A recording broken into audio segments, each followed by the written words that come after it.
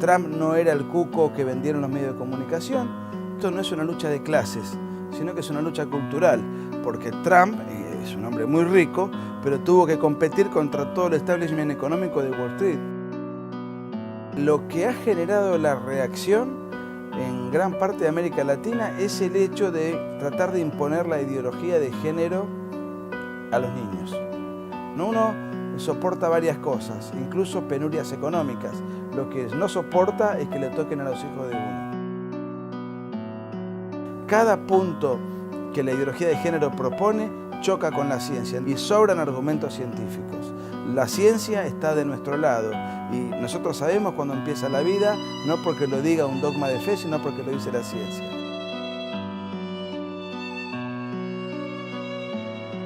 En Estados Unidos, lo hablamos un poquito fuera de cámara, para mí se está dando una auténtica batalla realmente cultural, no de tiros justamente, pero sí se está dando esta cuestión de que Trump llegó en el 2016 con un discurso conservador, pro vida, y en cuestiones puntuales como la del aborto que vos mencionabas recién, le está sacando financiamiento federal del propio gobierno de los Estados Unidos a las clínicas abortistas, Planned Parenthood en general, digamos.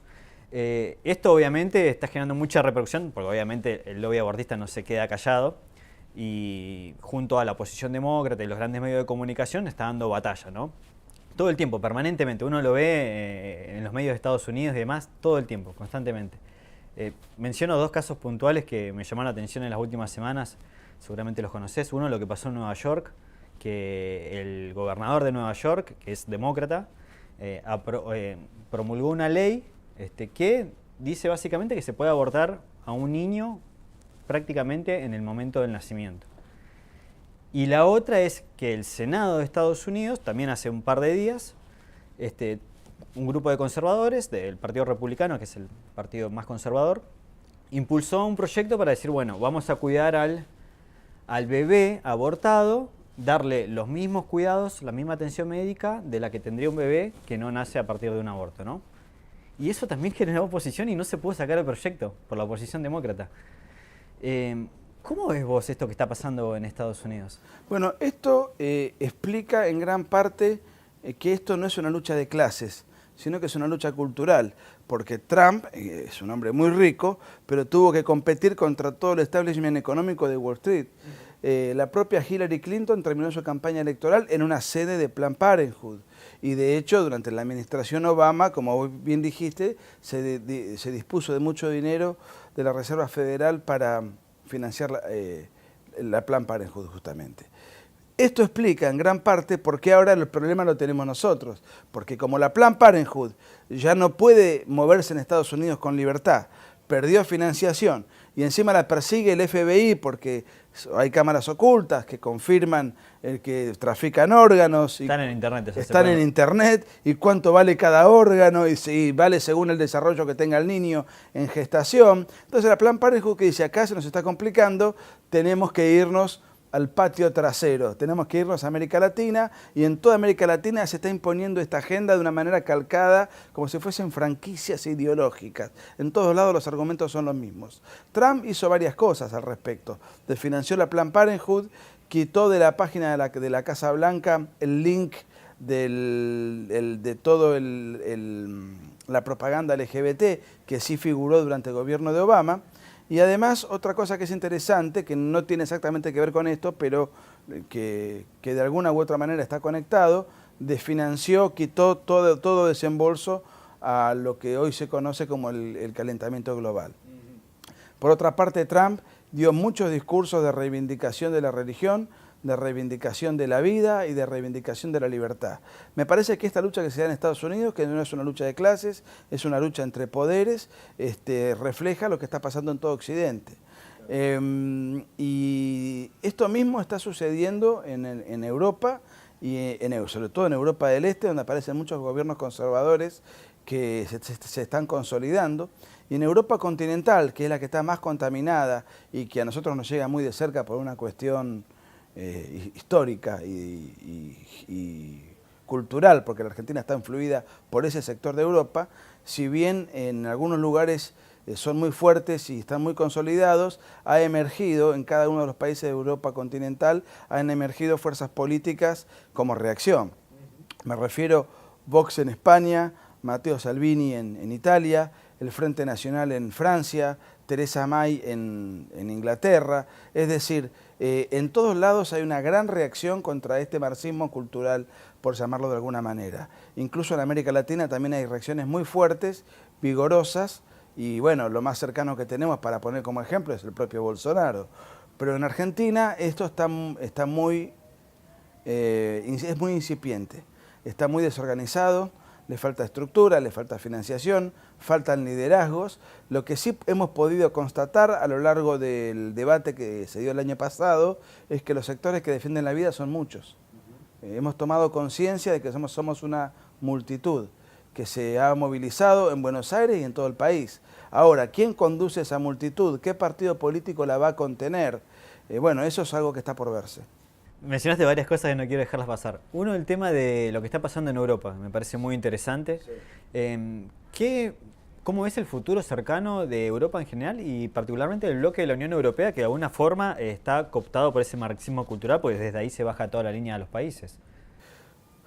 Europa está teniendo un problema tremendo porque el índice de natalidad ha descendido de manera brutal, está por debajo de lo mínimo como para mantener una población estable, sino que tiende a reducir la porción poblacional, pero está siendo reemplazado por otra careta de la nueva izquierda, que es el multiculturalismo, dentro de lo cual llenan Europa de inmigrantes africanos, árabes, etcétera. De manera tal que si Europa no reacciona a tiempo, no cambia sus políticas de natalidad y no organiza sus políticas de inmigración, se calcula que en 20 años Europa va a ser un continente desconocido. De manera, sobre todo Europa continental, porque Europa oriental, que ha padecido el comunismo, es mucho más conservadora y está tomando cartas en el asunto. Pero la Europa occidental realmente se calcula que en 20, 25 años de no revertir esta tendencia político-ideológica va a ser un continente totalmente desconocido, colonizado por otras culturas, y la cultura occidental y cristiana va a quedar reducida a la mínima expresión. Hay un documental que se llama Agenda, lo recomiendo para los que nos están viendo, que es hecho por un ex congresista republicano, conservador, cristiano, que lo hizo en el momento que Obama asumía el poder en Estados Unidos, ¿no? Como que él agarró y dijo, ¿cómo llegamos a este punto, no? Y ahí empieza a ir para atrás y encuentra esta agenda de la nueva izquierda y demás que ve que viene desde hace años. Lo que pasa es que nadie se había dado cuenta, o parecía que nadie se había dado cuenta. Y él en ese documental dice, nosotros como conservadores y quienes defendemos estas ideas, viendo lo que venía pasando, dice, en el 2016 tenemos nuestra última oportunidad para que llegue al poder a alguien que pueda revertir todo esto, ¿no? Después la realidad demostró que llegó Trump. El año que viene hay elecciones de nuevo en Estados Unidos en el 2020. ¿Qué se juega en esa elección? Yo creo que, bueno, Estados Unidos, por un lado, está viviendo un momento económico muy bueno, muy positivo. Trump no era el cuco que vendieron los medios de comunicación, que lo vendían como un dictador, como una especie de personaje terrible. Nadie se murió, hay plena libertad, sobre todo la libertad de prensa, que lo maltrata con desmesura a Trump. Y yo creo que como Estados Unidos está viviendo un muy buen momento económico, ya se acostumbraron a Trump, dejó de ser el cuco, y en las elecciones intermedias, en realidad que los demócratas hayan, por ejemplo, manejado y obtenido mayoría en la Cámara Baja, no es una derrota de Trump, porque es muy común en la democracia norteamericana que el partido opositor tenga mayor peso que el partido de gobierno, porque ellos creen precisamente que necesitan nivelar, digamos, sopesar el peso político que puede llegar a tener un presidente. Y creo que en la Cámara de Senadores les gobiernan los republicanos. O sea que a Trump no le fue nada mal. De manera tal que se va a jugar esto que estamos señalando, pero me parece que a Trump le va a ir bastante bien. Creo que tiene muchas chances de ser reelecto. En nuestros países de la región se viene hablando del tema del aborto, la ideología de género, esto que mencionás vos, en algunos casos más fuerte, como es en el caso de Argentina, el año pasado, bien decías, el debate que se dio por el aborto, también a fin de año que se trató de reformular o actualizar la ley de educación sexual con la ideología de género detrás. De acá al futuro cercano, ¿crees que la nueva izquierda va a volver a plantear estos debates o va a tratar de meter otros temas, pero que obviamente tienen el mismo fin detrás? En el caso de Argentina... En Argentina y en la región en general. Esta disputa llegó para quedarse. Es una guerra de resistencias. Entonces, este año, por ejemplo, en Argentina vamos a tener que seguir marchando. Esto no fue, parafraseando un partido de fútbol, ganamos el domingo y se terminó. No, el torneo es larguísimo. El domingo, si ganaste, disfrutá el triunfo, pero el lunes tenés que volver a entrenar porque el domingo que viene tenés otro combate. Esto es un combate que llegó para quedarse en toda América Latina. Además, la izquierda es sumamente militante. Nótese en el caso de Argentina, perdieron la votación en el aborto, con el tema del aborto, y sin embargo uno camina por las calles y siguen con sus pañuelos verdes, en sus carteras, en sus mochilas, en las muñecas de mujeres y varones que abrazaron esto como una suerte de causa apostólica, y ya señalaron que eso mismo se va a discutir este año, con la particularidad de que se va a discutir con los mismos diputados y senadores que el año pasado votaron en contra. Entonces a lo mejor esa votación se mantiene, pero el año que viene va a haber un nuevo Congreso y van a volver a la carga.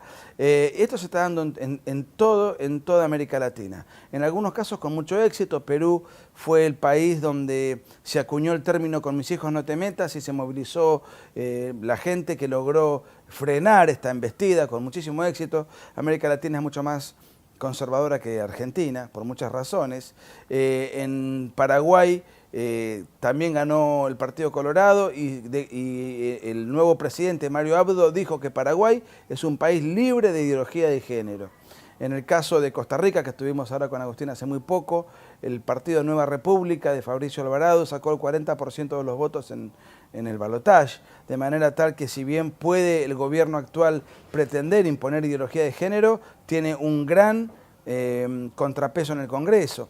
En El Salvador ganó el Partido Conservador Arena, que también la disputa era por la lucha inherente a esto que estamos hablando, a la ideología de género. También nosotros hemos estado disertando en el Congreso de República Dominicana y hemos disertado para los ministros de la Corte. Los ministros de la Corte declararon inconstitucional las leyes de ideología de género. En México está complicado porque ganó López Obrador, que es de izquierda. En Brasil, el propio Bolsonaro dijo que va a dar marcha atrás con las leyes que fueron impuestas. En Chile esto está muy avanzado, pero ya apareció un partido de derecha alternativa que dirige José Antonio Kast, que sacó el 10% de los votos. Es decir, en todos lados se está dando esta lucha. En algunos lugares se ha logrado frenar, en otros lugares no, pero emergen partidos de resistencia. El gran misterio siempre es la Argentina. Con la llegada de Bolsonaro al poder, que como bien decís vos, se manifestó contrario a la ideología de género y ya ha impulsado un proyecto para sacarla de los colegios, en contra del aborto, a favor de la vida. ¿Crees que salen nuevas perspectivas en la región, siendo que Brasil es probablemente el país más influyente de América Latina? Claro, es el más influyente y tiene una particularidad. En Brasil nació un cónclave del comunismo internacional que se conoce como el Foro de San Pablo. O sea que Brasil era de alguna u otra manera el corazón del comunismo regional, financiado en gran parte con el dinero del narcotráfico de las FARC, que hoy me olvidé, de la narcoguerrilla colombiana, que me olvidé de mencionar que también en Colombia una alianza entre sectores conservadores y liberales, entre Alejandro Ordóñez y el actual presidente Iván Duque, lograron llegar al poder, frenar las pretensiones de la izquierda cultural que llevó adelante también su batalla electoral, y también Colombia ha logrado calmar los espíritus en este sentido. Pero lo de Bolsonaro fue extraordinario. Fue extraordinario porque se puso de manifiesto no solamente lo que es el Foro de San Pablo y los peligros, además no es algo propio de Brasil, el Foro de San Pablo se ha extendido en toda la región y tiene una pretensión imperialista, sino que además se ha descubierto algo que siempre la izquierda tenía como una suerte de impunidad, ¿no? Una suerte de pureza ideológica, y hemos tomado nota de que son unos delincuentes. Desde Lula, Dilma Rousseff y toda la camada de exfuncionarios del gobierno de Lula, que hoy son todos presidiarios. Este, ¿qué, qué cosas te parece a vos que... Hay un refrán chino que dice, las cosas se vuelven opuestas cuando llegan al extremo, ¿no? Este despertar, como bien relatabas vos, de un movimiento conservador, pro vida, como uno lo quiera etiquetar, ¿crees que se da en un momento donde la moralidad de la humanidad tocó fondo? Yo creo que siempre se puede estar peor, pero lo que ha generado la reacción en gran parte de América Latina es el hecho de tratar de imponer la ideología de género a los niños. En las escuelas, en talleres de jardín, etc. Entonces llegó un momento en el cual la gente veía esto con desconfianza, no le gustaba, lo veía con malos ojos, hasta que me tocaron a los niños. Cuando me tocaron a los niños, ahí ya aparece el movimiento Con mis hijos no te metas, y yo creo que ahí aparece la reacción. Uno soporta varias cosas, incluso penurias económicas. Lo que no soporta es que le toquen a los hijos de uno. Y la ideología de género, al llegar hasta allí, ahí es donde aflora la reacción. De manera tal que yo creo que la reacción, así como la ideología de género llegó para quedarse, la reacción también llegó para quedarse. La diferencia es que la izquierda tiene una capacidad militante asombrosa y los sectores conservadores no tienen esa gimnasia. Afortunadamente se movilizaron. Hay que ver si tienen la resistencia, la disciplina y la convicción para seguir marchando, porque la lucha es, además de económica y además de cultural y además de ideológica, es por sobre todo en las calles. ¿Por qué? Porque los políticos, que no se caracterizan por tener muchos escrúpulos, observan estas manifestaciones para ver si les conviene o no votar una ley u otra, porque necesitan ver el contraste de movilizaciones, saber con quién yo me voy a congraciar para que luego ellos voten por mí. Por eso son tan importantes las marchas. Vamos al plano de la autocrítica. ¿Qué críticas le haces al movimiento pro vida? Algo mencionabas recién. Sí, sí. La crítica que yo le hago es que siempre va detrás de los hechos. O sea, es un movimiento de reacción. ¿Qué es la reacción? La reacción es una acción dirigida contra otra acción. Pero los movimientos pro vida no tienen iniciativa. Siempre están reaccionando ante la iniciativa de los sectores agresores. Entonces siempre se llega tarde y se ve cómo dentro de esa tardanza se puede frenar. O sea que yo creo que la crítica que le hago es la falta de acción. Está muy bien la reacción, pero no puede ser pura reacción. Tenés que vos también tener iniciativas superadoras y también saber que tenés un enemigo enfrente y tratar de, por tu iniciativa, hacerles pasar malos momentos. También, como bien decías vos, el enemigo, como decís, está muy bien organizado y también uno lo que vio en las calles con el movimiento de la ola celeste y demás, que era más bien improvisado la salida de la gente conservadora que estaba a favor de la vida, pero no se ve algo más orgánico, más estructurado. Claro. Otra cosa que yo criticaría es que la reacción en el caso de Argentina se vio en la materia relativa al aborto. En la nueva embestida, después del aborto, la embestida vino por la educación sexual integral. Ahí las manifestaciones fueron mucho más modestas. O sea, la gente no sabe que esto es un combo. El aborto está dentro de ese combo. Entonces hay que mantener vigente esa disciplina y esa militancia y esa masividad. Y yo creo que así como hay mucha conciencia relativa al aborto, no hay tanta conciencia relativa a la ideología de género en Argentina, en otros países sí. Y eso es porque los grupos pro vida a lo mejor no se encargaron de divulgar, de explicar de qué se trata este pulpo con tantos tentáculos. Mencionabas a estas jóvenes que uno ve acá en Argentina que van con el pañuelo verde que, bueno, representa a las personas que están a favor del aborto. Hace poco fue el Día Internacional de la Mujer, marchas feministas en gran parte del mundo, y se ve muchos grupos radicalizados, violentos, como bien los describías vos. También se ven muchas jóvenes, por lo menos aquí en Argentina, adolescentes que van con el pañuelo, pero uno ve que no necesariamente adhieren a esos grupos violentos y demás. A esas jóvenes que tal vez lo hacen por una cuestión de moda, porque le dijeron que llevar el pañuelo era en defensa de los derechos de la mujer, etc., ¿qué le dirías? Que se informen, que no se dejen utilizar, que no defiendan una causa tan delicada por moda, por esnovismo, por frivolidad o por el arrastre de una tendencia circunstancial.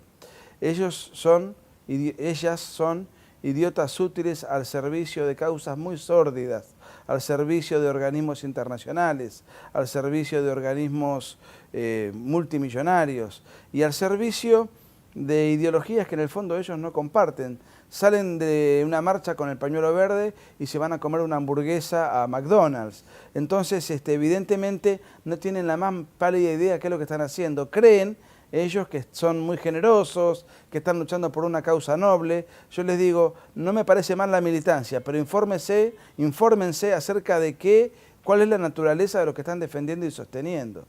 Yo creo que es una etapa de maduración, pero por ahora están siendo utilizados y no me parece que sea un mérito de ellas. Así que yo les daría ese consejo. Infórmense, escuchen los argumentos de los pro vida y luego saquen sus conclusiones. Hasta ahora lo único que tienen es una sola argumentación, porque los medios de comunicación informan de una manera unidireccional. Los sectores pro vida, que no tienen en general acceso a los medios de comunicación, se informan a través de las redes sociales. Entonces, en las redes sociales y en internet hay información para contrastar. Que saquen sus conclusiones en libertad, pero escuchando las dos versiones. Así como hablamos de todas estas jóvenes que van con el pañuelo verde y demás, también algo que uno observa en tus conferencias, en la Agustín Laje y demás, es que la gran mayoría del público es muy joven. Claro. También, muy joven. O sea, hablamos de adolescentes, gente de 20 y pico de años, 30 y pico. ¿Por qué se da este fenómeno? Porque a mí me parece que la juventud está muy emparentada, muy relacionada con el espíritu de rebeldía. Y hoy el status quo, el establishment, es el progresismo. Entonces existe una suerte de rebelión contra ese progresismo, y sobre todo que quiere ser impuesto en el colegio secundario, en la facultad, te lo quiere imponer el profesor, te lo quiere imponer el periodista, te lo quiere imponer el legislador. Y el joven, que tiene un espíritu de rebeldía natural, hoy el subversivo, el rebelde, el contestatario, es el joven conservador, que son muchísimos, son muchísimos. Así que creo que hoy hay una sana rebeldía por una parte muy masiva de la población juvenil. ¿Qué le recomendás a esos jóvenes que por ahí te escuchan ahora o van a tus conferencias y dicen yo estoy de acuerdo con todo esto, pero cuando voy a la universidad me encuentro con toda esta doctrina izquierdista, progresista, etcétera? Yo recomiendo que, no les voy a recomendar que pierdan materias peleándose con el profesor, pero sí que en todos los lugares en donde puedan alzar la voz lo hagan. Porque aunque se sientan en minoría, enseguida van a encontrar aliados. Hay mucha gente que por no desagradar al ambiente dominante, por no quedar como anticuado, porque se va a sentir solitario, no, se quedan callados. Y sin embargo, cuando uno alza la voz va a encontrar enseguida un montón de aliados. O sea que yo les digo que como nosotros, los que estamos a favor de la vida, no somos tan pocos, sino que somos muchos. Y además nosotros estamos corriendo con la ciencia de nuestro lado. Entonces, ¿qué hay que hacer? Informarse para saber lo que está pasando. Formarse para toda esa información poder procesarla y luego actuar. Y actuar significa actuar en las redes, actuar en la universidad, actuar con los compañeros de trabajo, actuar en el club, actuar en todos los lugares donde uno tenga algún margen de influencia, y enseguida va a encontrar aliados, que busque argumentos, que busque mejores argumentos si perdió alguna disputa verbal. Eso, nada, que se movilicen, que se informen, se formen y actúen, y van a ver muy buenos resultados. Porque muchos de los países que hoy hemos mencionado, también los militantes son jóvenes, y los resultados que han logrado en muchos casos son exitosos. Sí, de hecho, en la marcha por la vida que se hace en Estados Unidos y en Washington, la gran mayoría son jóvenes, muy jóvenes. Así como bien decías vos, lo que pasa con la gente que va acá a las conferencias y demás. Y la que se hizo en Argentina, la mayor parte de los que marchaban eran jóvenes, y fíjense el resultado, pudieron frenar la ley. O sea que esto de alzar la voz, esto de manifestarse, en cualquier ambiente que uno frecuente, sea la universidad, sea la fábrica, sea el club, sean las redes, nótese que eso no es un acto de rebeldía aislada, solitaria y anecdótica. No, repercuten muchos y esos muchos logramos frenar la ley contra el aborto. Y de la misma manera, si repetimos el formato, vamos a poder frenar las próximas leyes de género que no tardarán en discutirse en el Congreso. Bueno, llegamos al final de la entrevista, Nicolás, desde ya te agradecemos. No, gracias a ustedes. Para otras personas que nos están viendo, me imagino una ama de casa que está preocupada por lo que le dicen a sus hijos en los colegios, los creyentes, los religiosos laicos, los jóvenes ya hablamos. ¿Qué pueden hacer para aportar su granito de arena y sumarse a este movimiento en todo el mundo? En el marco del espíritu religioso que pueda tener alguien, a mí me parece muy bien que en una iglesia se enseñe desde el punto de vista religioso y dogmático a oponerse a la ideología de género. Porque ahí vos tenés un grupo de gente que va buscando llenar una necesidad espiritual. Entonces ahí me parece bien, no me parece mal, me parece atinado que el pastor, el sacerdote, el cura, en fin, la persona que tiene que predicar les enseñe a oponerse a la ideología de género desde un punto de vista religioso. Pero cuando la lucha sale de la iglesia, cuando la lucha es política, no es conveniente usar argumentos religiosos. Lo ideal es, en ese sentido, tener argumentos científicos, y sobran argumentos científicos. La ciencia está de nuestro lado, y nosotros sabemos cuándo empieza la vida, no porque lo diga un dogma de fe, sino porque lo dice la ciencia. Empieza desde la concepción. Y eso lo dice la genética, la embriología, toda la medicina sin disparidad de criterios. En cambio, los que están con la ideología de género no nos pueden explicar absolutamente nada con la ciencia, por eso les molesta tanto discutir con la ciencia. Saben que por más que un hombre se cambie de ropa o se ampute los genitales, sigue siendo un hombre, mutilado, pero sigue siendo un hombre. La vida empieza desde la concepción, aunque ellos quieran la semana 14, la semana 18, los 3 meses, los 6 meses, por más que ellos corran las fechas, la vida empieza desde la concepción. Cada punto que la ideología de género propone choca con la ciencia. Entonces hay dos explicaciones. Por un lado, la explicación religiosa que puede tener una persona de fe, que no me parece mal, pero también tiene que tener la explicación científico-política para el debate que se da fuera de la iglesia. Muchas gracias por esta conversación, Nicolás. No, gracias por el espacio. Muchas gracias a ustedes por estar del otro lado y acompañarnos. Hasta la próxima.